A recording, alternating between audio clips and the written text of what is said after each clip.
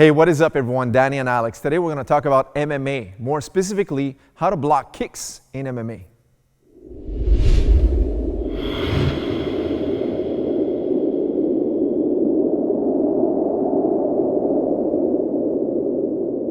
All right, so before we get started, I want to really recommend that anyone watching this practices with proper equipment, such as shin guards, when we're going to practice how to block kicks, all right?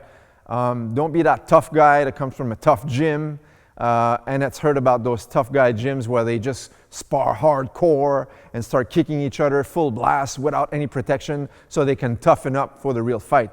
I call BS on that, guys. That doesn't work, right? I've been around some of the toughest Muay Thai fighters and MMA fighters and they don't practice full blast without any equipment, right? So it's very important because think of this for a second.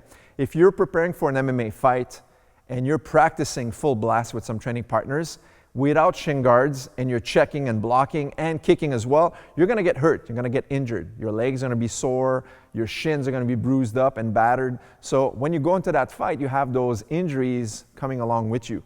So that means that's going to preoccupy your mind and you don't want to be there, right? You don't want to be in that situation. So what we're going to do is always recommend you practice with shin guards, proper equipment, quality shin guards.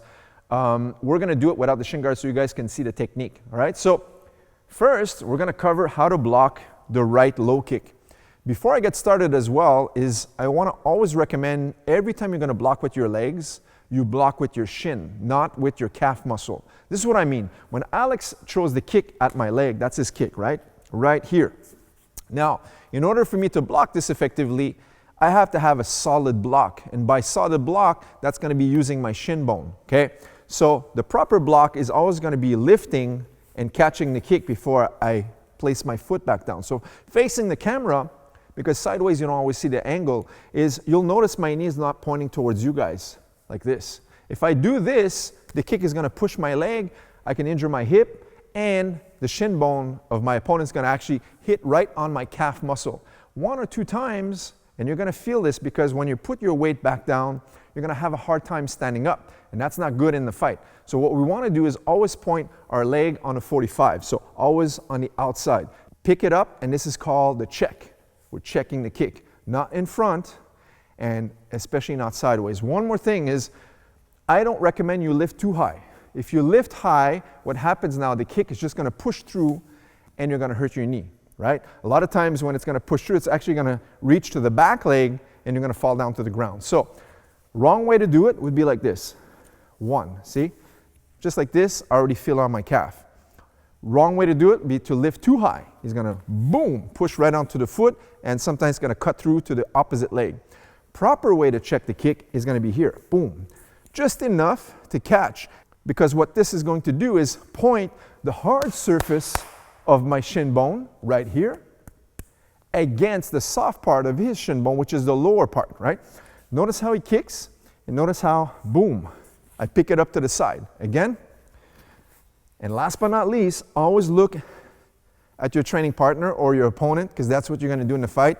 Don't take your eyes off and just look at the feet, because then you don't see the punches coming. So that's the first way I would recommend how to block the low kick. So once again, block from here, and one more, check, okay? Now, I want to talk about another method I like to use against the right low kick. What is that? I'm just going to walk straight into it. As he throws the kick, I'm going to walk right into the kick, right? This is a method I like to do a lot, okay? In order to do this, you have to have proper timing so you catch the kick before they develop that power into that kick, into that shin bone, right? So you want to walk it in by stepping as such. It's almost like you're pushing his kick. So the kick goes from 0 to 100. You want to catch the kick when it gets to about 30, all right? Before the full length of the power. So you walk it in, boom. And sometimes this is going to be combined with an attack. Boom, and punch at the same time, okay? The third method I like to use is just not be there, okay? So when he throws the kick, I'm just going to shuffle back. Once again, he throws the kick, I move back. Now it's important when you do this, keep the hands high, all right? Don't move back and keep the hands low, because sometimes maybe he's going to feint this and come back with the hands. So that way there, your hands are in the way. So if he throws, Boom, your hands are still here, and you created that distance for him to have to reset his position if he wants to engage in a secondary attack. Now we're going to talk about the inside low kick. The inside low kick, his left kick. So again, we're going to check first. So he's going to throw his kick using the shin bone and reposition my stance at all times. So my hands are up, I'm fighting, boom, and always ready to re-attack on my own, okay? First method is the check, right here. Now, second method I like to use is, once again, move my leg out of the way. So what we did earlier, I'm just gonna take one leg out. As he throws the inside kick, I move my leg back. Again, move the leg away. This sets up for a nice power kick in the southpaw stance. We're gonna cover counters in a future video, but today I'm just talking about how you wanna block or evade the kick because we have a few kicks to cover. I'm gonna try to keep this tutorial pretty short. So once again, move this leg back so you're ready to attack in the southpaw stance. Now, you want to also use the previous shuffle, 2 legs back and not be there once again, okay? So depending on the speed of the kick, sometimes both feet can move quickly back. That way there you're setting up an attack of your own. That's how we want to deal with the left inside kick. Now we're going to look at the body kicks. So I'm going to start with the right kick to the body. That's his kick right here. Of course, I don't want to just take this kick right into the body, right? This is a powerful kicker. Fight's going to be over pretty quickly. So what I like to use, there's many types of blocks, but we're going to keep it short, going to keep it simple.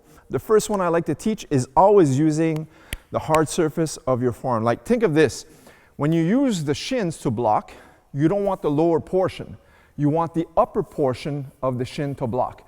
Now, when you're using the forearms to block, you want the opposite. You don't want the upper portion of your forearm. You want the lower portion. That's where it's more solid. If you block here, this is going to push your hand and it's going to injure your elbow. You want this right here. This is where it's solid to block the kick, okay? Kicks are very powerful weapons, so you want something solid to defend yourself with. Now, if you're confident in your way to block, you're going to use one arm. It's going to look like this. His kick comes in, boom, just one arm. I use this a lot. One block, boom, just from here. That way there, your right hand is there to intercept or block an incoming attack from his hands. Now, if you see that there's a powerful kicker in front of you, this is not going to cut it. So you're going to use 2-arm block from here, boom, and then come back. Once again, lower part of your forearm, boom, and you dip into it. Every time you block now, because you lowered your base and your hands, you want to spring back into your initial position. Don't stay here. Right? It comes here, comes back. Just like you're blocking the hands, they come back, boom, they come back right away. Now, if it's a high kick, you're just going to raise a little bit higher. So high kick comes here, boom, again, boom. One more, sometimes 1, and sometimes 2, and come back. Okay. On the left side, same principle. To the body, 1 arm here. See how I turn? I like to turn the pinky. That way it exposes the hard surface of my forearm against the foot right here. A lot of times, because you turn sideways now, it's their foot that's going to hit right here, and the opponent's going to get hurt. Okay? One more, boom. And sometimes 2 arms, boom. And then you're ready to counterattack right away. And on the high kick, same principle. 2 arms here, or sometimes just catch it with the hands. Okay? Pretty simple. The thing is, blocking is not a hard thing to do. Once you know, you know. The thing is to time the block. You have to know when it's time to block, and especially if it's a powerful kicker, you have to know that you're in a good base. That's why in previous videos I always talked about proper stance, proper position is the primary importance in combat sports. It's the most important thing. If you learn how to block but you don't have proper feet placement, your block's going to be useless. The guy's just going to kick right through you and you're going to fall down and you're going to get hurt. Okay? Now let's look at more kicks. We have those round kicks, the swing kicks. We also have frontal kicks. The front kicks, okay? If he kicks me with his front kick, let's say with his lead leg, what happens now is he extends here. So you don't want to be there. You want to move out slightly, step to the side, but also deviate the path of his foot. So it's going to look like this from here. I want to move away, but move him away as well. All right? So again, scoop, position him right beside you. If it's the back leg, same principle, but towards the opposite side, right here. Okay, just scoop it away. Again, scoop it away, right? If you're not confident with your pairing methods, you can also keep your hands closed and just push it down with your fist, okay? Just like this, okay? I just like to have the hands open. I'm always relaxed. When you're confident in your techniques, you want to stay relaxed, and you're much more smooth this way, okay?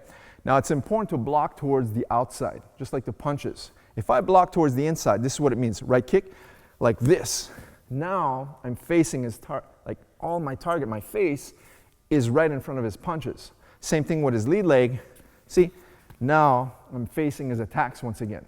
So I want to move on the opposite side. I want to move here, towards the opposite side. And left leg, here, away from the attacks, all right?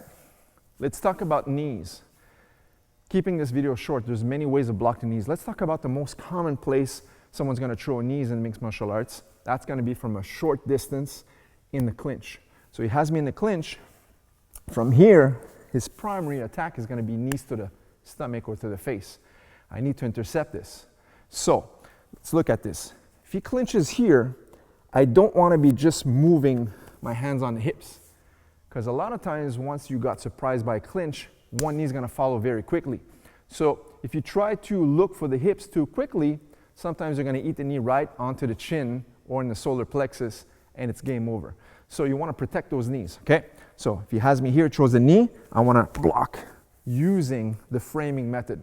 It's important to push at a distance from your own stomach and not nearby. A lot of people do this.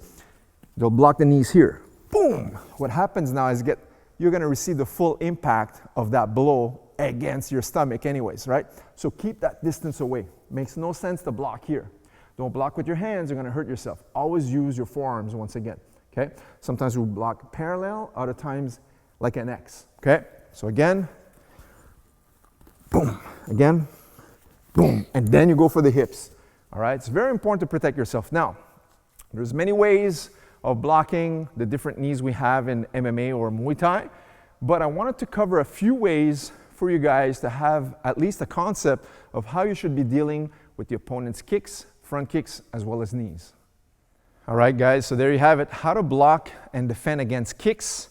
Guys, hope you enjoyed this tutorial. Leave us a thumbs up as well. If you are new here and you just found out our channel, make sure to subscribe, because we're going to be putting out more content very similar to this one. Until next time. See you guys in the next video. Take care.